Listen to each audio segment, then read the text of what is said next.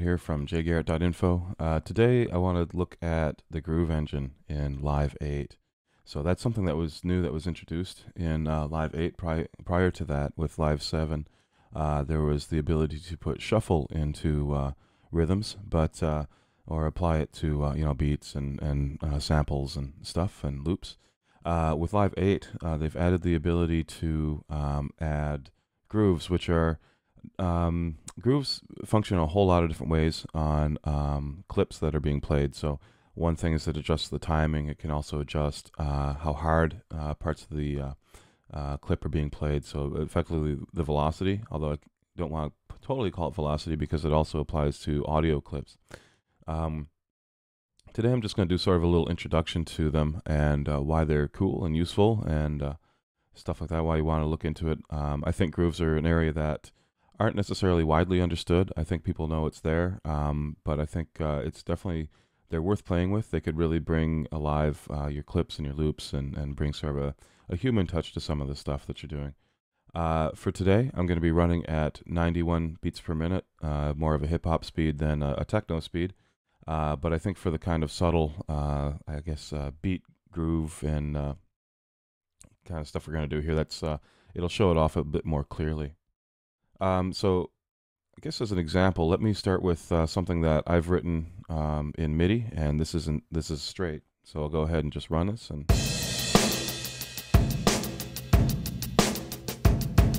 so basically every hit is locked in and quantized. So you can hear that it's clearly a breakbeat, but it's a bit stiff compared to what a live drummer would do.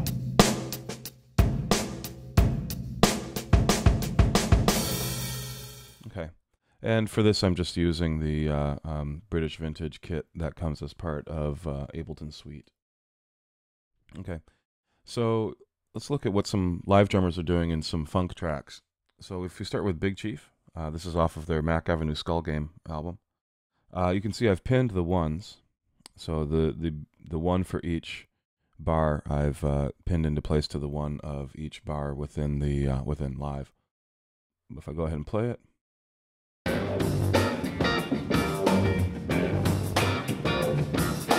you can hear there's a little bit of sort of a drag as it gets into the 2s and 4s. So here we see the 1s are pinned, and then the 2 is behind the beat, the 4 is behind the beat. So here's the 2, and you can see that the actual transient falls, see, zoom in a little bit here, a bit after. So it's moved over toward the next 16th note. Okay, and that's true, so it's consistent. So it's not sloppy drumming at all. This is intentional. And then that last note that hooks back into the first one is actually basically on a 32nd note in between the 4th bar's 4th beat and the next 16th note. Okay, and so take a look at Parliament here with Dr. Funkenstein. In this case, the beats are rushed. So I'll go ahead and get that running.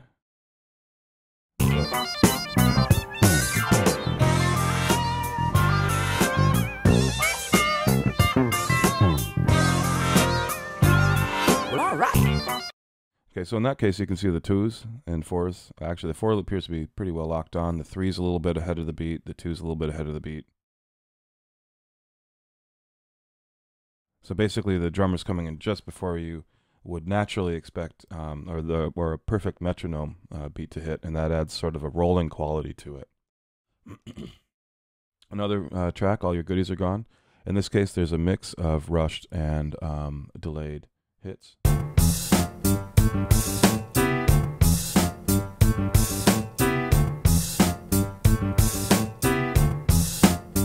So basically you're getting sort of a push and pull, and really what's happening is there's an elastic quality to the beat in this case. So the beats, or the kicks for the 1 and the half beat before the 2 are both on, but you can see that the 2's a bit behind, and then the final beat is slightly rushed. It's not perfectly right on, but it's not way far off either. And then up for the downstroke. Everybody get up. Get up for the downstroke. Everybody get up. So you can see that there's a lot of delay happening in there. So, you know, the ones at the 4 is falling behind the beat. The snare on the 2 of the first bar is behind the beat. And that's consistent for all of the 2s. They vary a little bit by how much. The 4 here is behind the beat, but the 4 here is less behind the beat. And the 4 here is pretty much on. So you can see it's a very elastic approach to the timing. And then, of course, there's the classic James Brown funky drummer loop.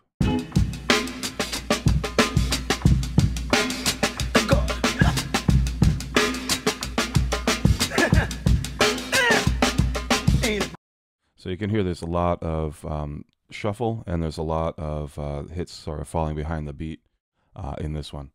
Now, if you were to quantize this, and this is something that this is a little different in Live 8 versus Live 7 and earlier. So 7 and earlier, you would actually take the time and stretch the time to the sample.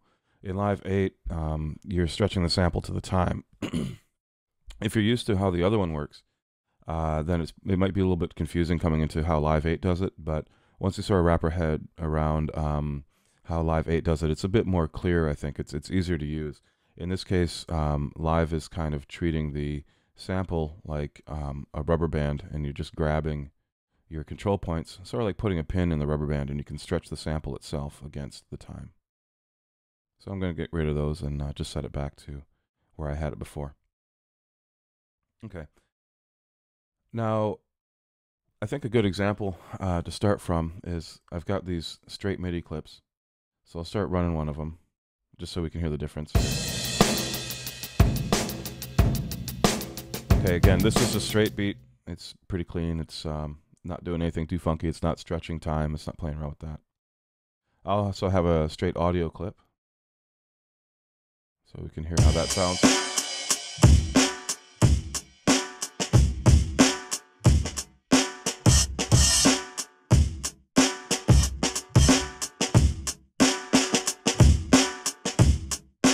So that's pretty much straight on the beat, so all the major hits are locked in. And again, it sounds a little bit stiff.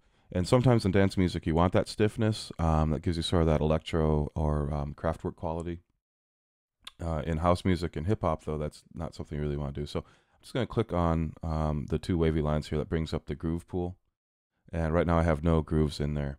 So what I'm going to do is I'm going to right-click within the groove pool and tell it I want to browse the groove library. Now, there's a number of different canned grooves. So if you're used to using an MPC, there's 8 swings and 16 swings and 16 funkers and all kinds of stuff in here. So the way that that these swings work is pretty much like a shuffle. If you're familiar with shuffle on equipment like a TR-909 Roland drum machine or generally shuffle in general, a 16 shuffle takes every other 16th note and shifts it slightly back toward the 8th note in between. An 8th note shuffle does the same thing, but on a quarter note scale. So every other 8th note in between each quarter note gets shifted. So to hear what the difference is, let me just run my straight MIDI here. And I'm going to start with, let's see, let's go with a pretty wide swing for MPC 16.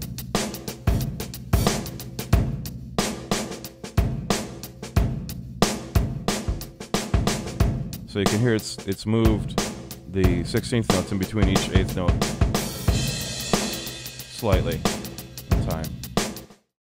Okay, so I'm going to switch that out and go for an 8th note swing. Again, a fairly aggressive one with a 62 or 63 there.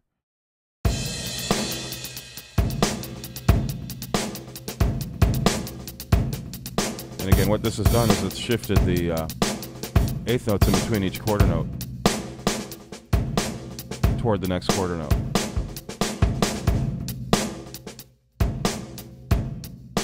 And these numbers indicate how much of a shift. I believe they're based on Lindrum timing, but the higher the number, the greater the shift. Okay. Now what I want to do is there's some other things. So if we go to the hip hop section here, there's like a roots down one. We'll just throw that one in. Now this is not just a shuffle or a swing. This is has a bunch of timing and randomization and stuff. I'm not going to get into this in this demo. This stuff gets fairly advanced, so we'll just keep that I'll just say it's there. For now, if you want to play around with it later, that's cool. But you can really mess up your stuff if you put in really crazy settings there. So you can hear that this is now more elastic. It's really changing the timings in between the notes, but not in like a really steady way. It's consistent, but it's not doing exactly the same thing to each eighth note in between each 16th, or each 16th in between each eighth note, excuse me. Okay, so a really good example of this is if we compare the James Brown Funky Drummer loop to a straight version of it.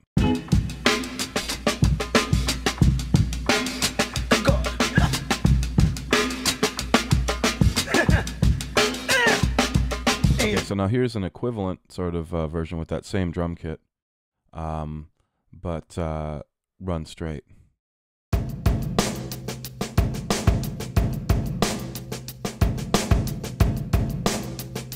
Now I've mimicked some of the velocity and stuff, so it gives kind of the sound of the original, but it's not, it really doesn't have the same sort of quality and the same sort of flow. Now, one of the really cool things about the Groove Engine is that you can extract grooves from audio clips. So I'm going to take the Funky Drummer loop, I'm going to right click on it, and I'm going to say extract groove. So now it's analyzing it to understand where the hits are relative to the straight beat, relative to the metronome. Okay, so now I have a new groove under my groove pool, and I can now drag that onto my Funky Drummer clip.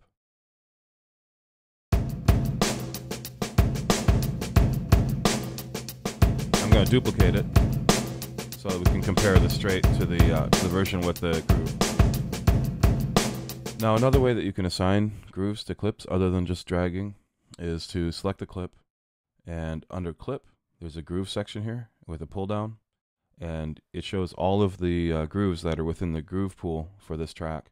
And now I'm going to select none instead of the Funky Drummer loop.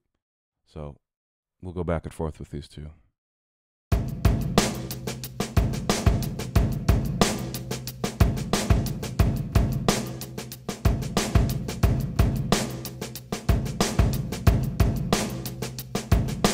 You can hear the difference there between with the groove is present and when it's not.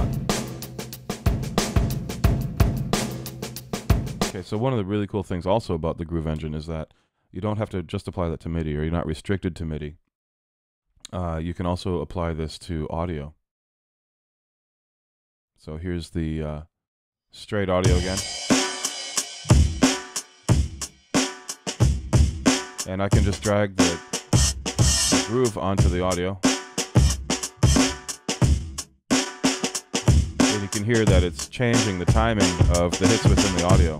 So it's basically it's stretching or compressing each section of the audio to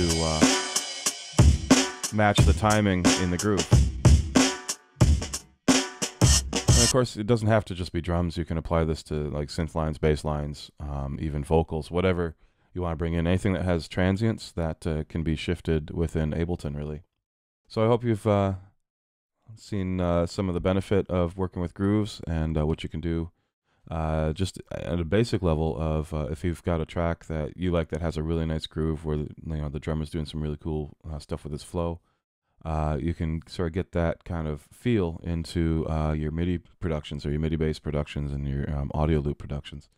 So again, thanks for watching, and this is Josh Garrett from jgarrett.info. If you want to hit me up, either feel free to leave a comment in under the YouTube video, or drop me a line at info@jgarrett.info. That's JGARRTT.info. Thanks.